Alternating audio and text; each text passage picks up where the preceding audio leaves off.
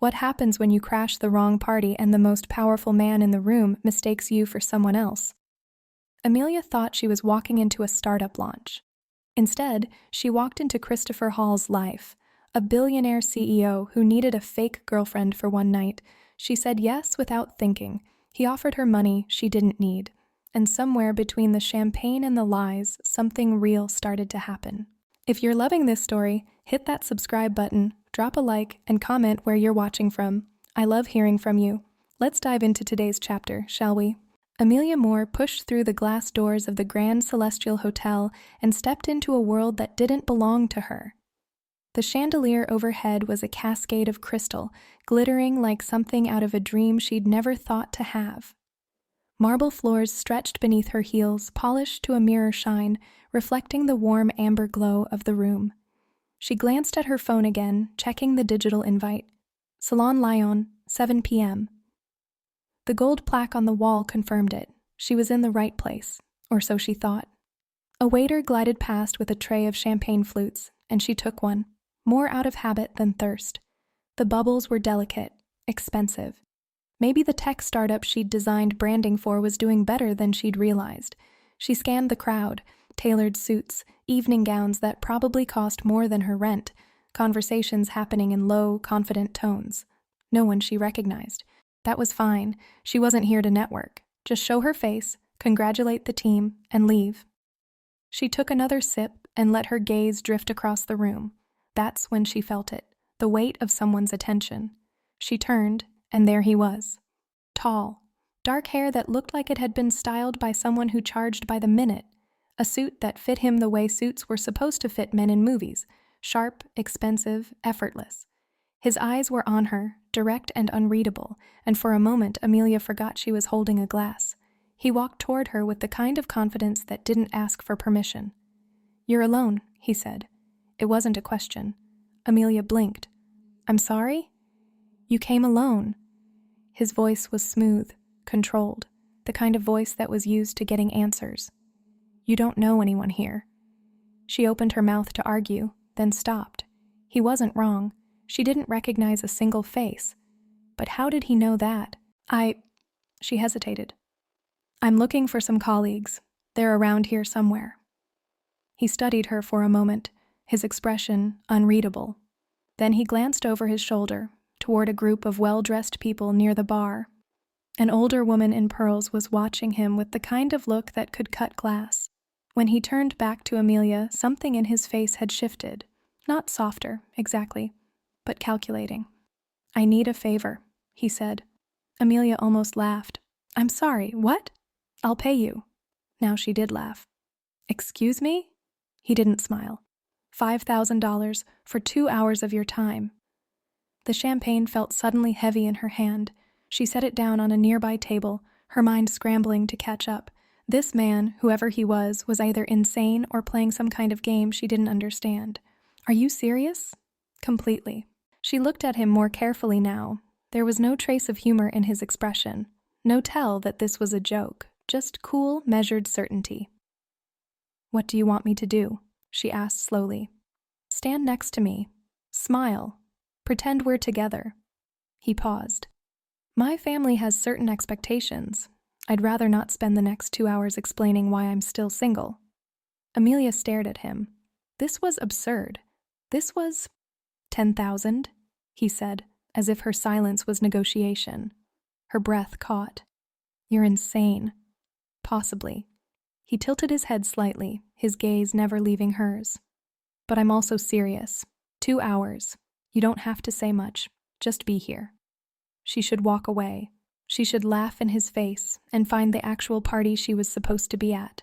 But something about the way he looked at her, like she was the only person in the room who could solve a problem he didn't want to have, made her pause. "What's your name?" she asked. "Christopher Hall." The name landed like a stone in water. She knew that name. Everyone knew that name. Tech, acquisitions, Forbes covers, and he was standing in front of her, offering her $10,000 to pretend to be his girlfriend. Amelia felt something shift inside her, part curiosity, part recklessness, part something she didn't have a name for yet.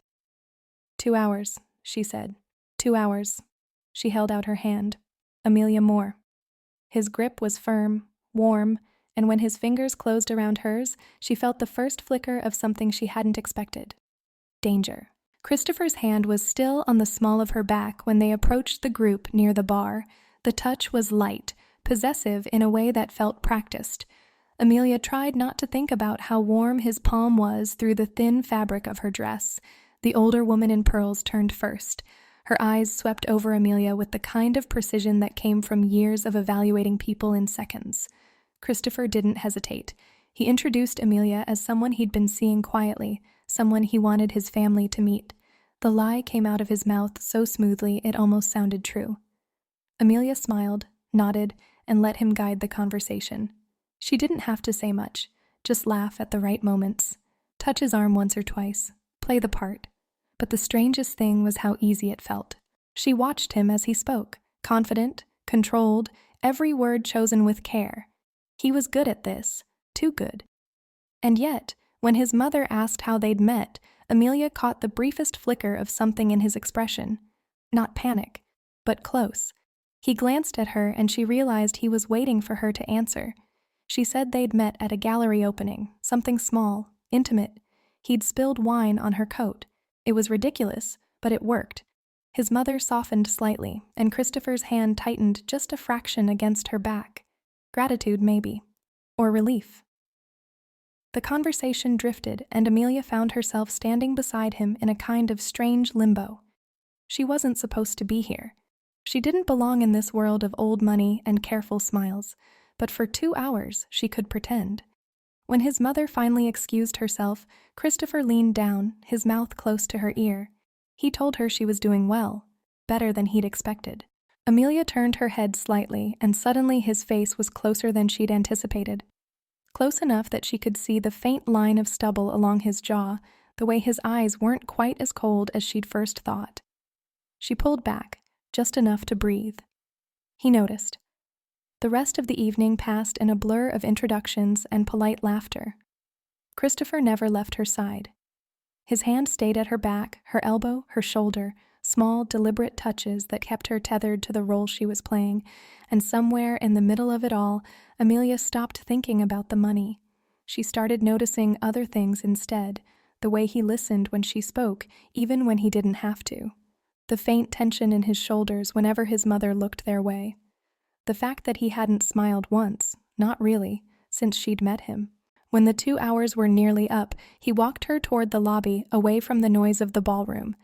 The silence between them felt different now, less transactional, more uncertain.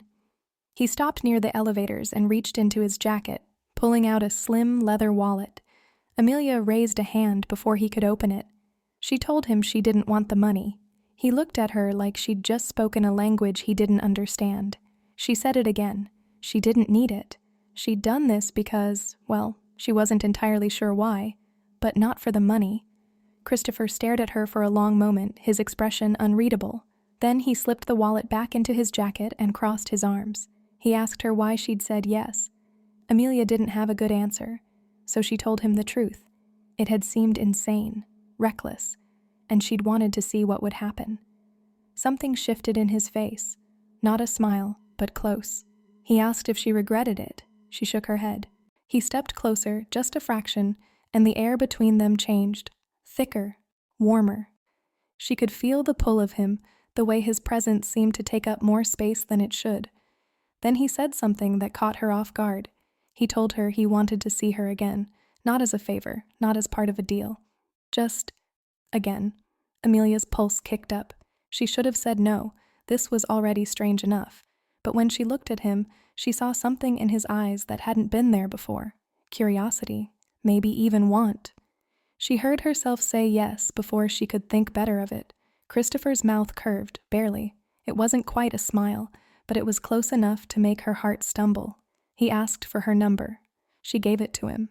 And when he walked away, Amelia stood there in the empty lobby, her phone buzzing in her hand with a text from a friend asking where the hell she'd been. She'd just agreed to see a man she didn't know, a man who'd paid her to pretend, a man who looked at her like she was a problem he wanted to solve, and she had no idea what she'd just gotten herself into. Christopher didn't text her for 3 days. Amelia told herself she didn't care. She went back to her apartment, back to her freelance projects, back to the life that made sense. But every time her phone buzzed, her stomach dropped just a little. On the 4th day, his name appeared on her screen.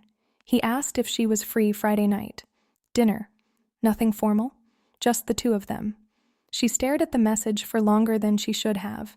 Then she typed yes. He picked her up outside her building in a car that probably cost more than she'd make in 5 years. Black, sleek, with leather seats that smelled new. He didn't get out to open her door. He just waited, one hand on the wheel, watching her through the tinted window. When she slid into the passenger seat, he glanced at her dress, deep green, fitted, nothing like the black one from the hotel, and something flickered across his face. Approval, maybe, or just interest. He told her she looked good. She said thank you, and they drove in silence. The restaurant was tucked into a corner of the city she'd only seen in magazines. Low lighting, tables spaced far enough apart that conversations stayed private. The kind of place where the menu didn't list prices. Christopher ordered wine without asking what she wanted, and Amelia let him. She was still figuring out the rules of whatever this was. They talked. Work. The city. Places they'd traveled. But underneath it all, there was a current running between them that neither of them acknowledged. Halfway through the meal, she asked him why he'd really invited her. Christopher set down his glass and looked at her. He said he didn't know. It was the first honest thing he'd said all night. Amelia felt something shift in her chest. She leaned back in her chair, studying him. He was used to control, she realized, used to knowing exactly what he wanted and how to get it, but with her, he didn't have a script. She asked if that bothered him. He didn't answer right away, then he said it did, a little. She smiled, and for the first time, he smiled back. A real one. Small, but real. After dinner, he drove her home, but he didn't pull up to the curb. He parked a block away, in front of a corner cafe that had already closed for the night. The engine idled, and the silence between them stretched out, thick and uncertain. Amelia reached for the door handle, but he said her name. She stopped. He asked if she wanted to do this again. Not dinner, not another event. Just this, whatever this was. Amelia turned to look at him. The streetlight outside cast shadows across his face, making him look younger, less sure of himself. She said yes, but she wanted to know what he was asking for. Christopher exhaled, a sound that was almost a laugh.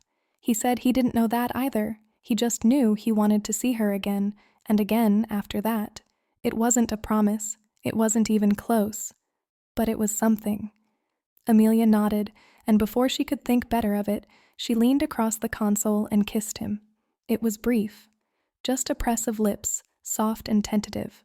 But when she pulled back, his hand came up to cup the side of her face, and he kissed her again. Slower this time. Deeper. His thumb traced the line of her jaw, and Amelia felt heat spread through her chest, down her arms, into her fingertips. When they finally broke apart, they were both breathing a little harder. He didn't say anything, neither did she. She got out of the car and walked to her building, her heart pounding so hard she could feel it in her throat. When she reached the door, she glanced back. He was still there, watching her through the windshield. She went inside, and only then did she let herself exhale. The next morning, her phone rang. It was her mother's nurse. Amelia's hands went cold. She answered, already bracing for the worst. The nurse said her mother had been admitted to the hospital overnight. Pneumonia. They were monitoring her, but Amelia should come as soon as she could. She didn't think. She grabbed her keys, her wallet, and ran. The hospital was 40 minutes across the city, and Amelia spent every second of the drive trying not to imagine what she'd find when she got there. Her mother had been sick for years, chronic, unpredictable, exhausting, but this felt different. When she arrived, the nurse led her to a room on the 3rd floor. Her mother was asleep, an oxygen tube beneath her nose, monitors beeping softly beside the bed. Amelia sat down in the chair by the window and didn't move. Hours passed. The sun shifted across the floor. Nurses came and went, and then, just after 4 p.m, the door opened. Christopher walked in. Amelia looked up, and for a moment she thought she'd imagined him.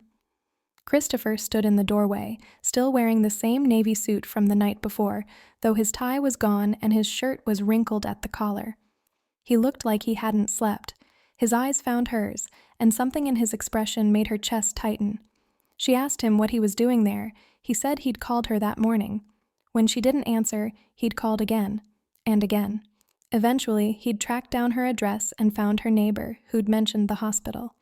Amelia didn't know what to say. She hadn't even thought to text him, hadn't thought about anything except getting to her mother.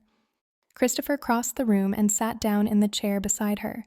He didn't ask questions, didn't try to fill the silence with empty reassurances. He just sat there, close enough that she could feel the warmth of him, and waited. Her mother stirred an hour later, waking slowly, her eyes unfocused. Amelia moved to the edge of the bed, taking her hand. Her mother's fingers were cold, fragile. She tried to smile, but it came out weak. Amelia told her she was going to be fine, that the doctors were taking care of her, that she just needed to rest. Her mother's gaze drifted past her, landing on Christopher. She asked, in a voice barely above a whisper, who he was. Amelia hesitated. She didn't know how to explain him, didn't know what he even was to her. Christopher leaned forward and said his name. He told her mother he was a friend, that he'd wanted to make sure Amelia wasn't alone. Her mother studied him for a long moment, then nodded, satisfied. She closed her eyes again, and within minutes, she was asleep. Amelia exhaled, the tension in her shoulders finally releasing. She looked at Christopher, and for the first time since he'd walked in, she let herself feel grateful. She thanked him. He shook his head. He said she didn't need to thank him, but she did, because he didn't have to be there. He didn't owe her anything. And yet, he'd come. They stayed at the hospital until evening. The doctors said her mother was stable, that the antibiotics were working, but they wanted to keep her for observation. Amelia could go home, get some rest, come back in the morning. She didn't want to leave, but Christopher convinced her. He said her mother needed sleep more than she needed company. And Amelia looked exhausted. She didn't argue. He drove her home in silence, the city lights blurring past the windows. When they reached her building, he parked but didn't turn off the engine. Amelia unbuckled her seatbelt and reached for the door, but then she stopped. She turned to him and asked if he wanted to come up. Christopher looked at her, surprise flickering across his face. She clarified. Not for anything, just she didn't want to be alone. He turned off the engine. Her apartment was small, cluttered with half-finished design projects and books stacked on every surface. She apologized for the mess, but Christopher didn't seem to notice. He stood in the middle of her living room, hands in his pockets, looking oddly out of place in his expensive suit. Amelia kicked off her shoes and went to the kitchen, pouring 2 glasses of water. When she came back, he was looking at a sketch pinned to the wall, something she'd done weeks ago for a client. He said it was good. She handed him the glass and sat down on the couch, curling her legs beneath her. Christopher sat beside her, leaving just enough space that they weren't touching. But she could feel him there, solid, present. They talked, quietly, about nothing important, her mother, his work, the strange way their lives had collided, and somewhere in the middle of it, Amelia realized she felt safe with him, not because he had money or power or control, but because he'd shown up when she needed someone and he hadn't asked for anything in return. She leaned her head against his shoulder, testing the boundary. He didn't pull away. Instead, his arm came around her, his hand resting lightly on her side. They stayed like that for a long time. The room was quiet except for the faint hum of traffic outside. Amelia's eyes grew heavy, and she let herself relax into him, her body fitting against his like it had always belonged there. At some point, she felt him press a kiss to the top of her head, soft, almost hesitant. She tilted her face up, and his eyes met hers. There was a question in them, a silence that asked if this was okay. Amelia answered by closing the distance between them. This kiss was different from the one in the car, slower, deeper. His hand slid up to cradle the back of her neck, and she felt the heat of him seep into her skin. Her fingers found the buttons of his shirt, and she felt his breath hitch when she undid the first one. He pulled back just enough to look at her, his forehead resting against hers.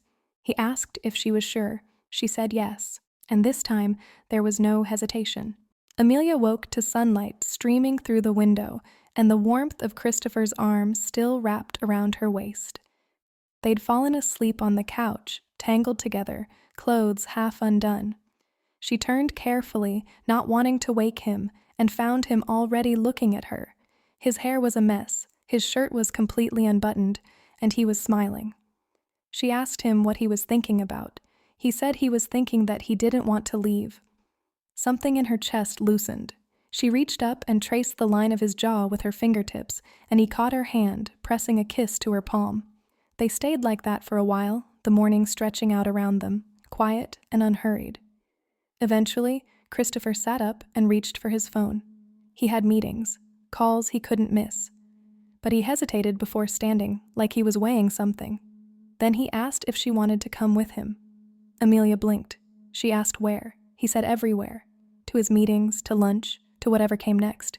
He didn't want to do this in pieces anymore. He wanted her there, with him. It wasn't a grand declaration. It wasn't a promise of forever. But it was real. And that was enough. She said yes.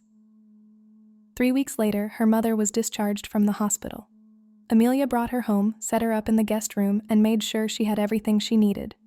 Christopher stopped by that evening with groceries and a bouquet of flowers he claimed were from both of them. Her mother looked at him the way mothers do when they know something their daughters haven't said out loud yet.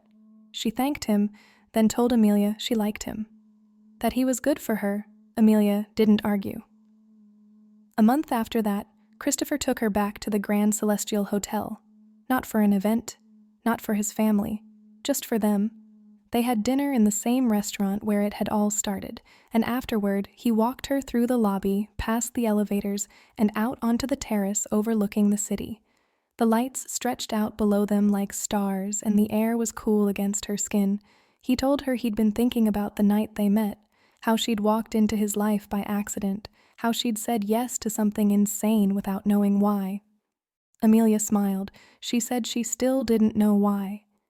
Christopher stepped closer, his hands finding her waist. He said he did. He said it was because she was the first person in years who'd made him feel like he didn't have to have all the answers, like it was okay to not be in control. She looked up at him, her heart pounding in a way that had nothing to do with nerves and everything to do with certainty. He asked if she regretted it. Any of it. She shook her head. Not for a second. He kissed her then, slow and deep, his hands cradling her face like she was something fragile and precious. And when they finally pulled apart, Amelia realized something had shifted. This wasn't pretend anymore. It wasn't a deal or a favor or a mistake. It was real. Christopher smiled, that rare, genuine smile she'd only seen a handful of times. He told her he loved her, and Amelia, for once, didn't hesitate. She said it back. They stood there on the terrace, the city humming below them, and for the first time in a long time, everything felt exactly right. What did you think of Christopher and Amelia's story? Rate it from 1 to 10 and leave your score in the comments. I'd love to hear from you. Thank you so much for being here and experiencing this journey with me. A new chapter is coming soon. Don't miss it. Bye-bye.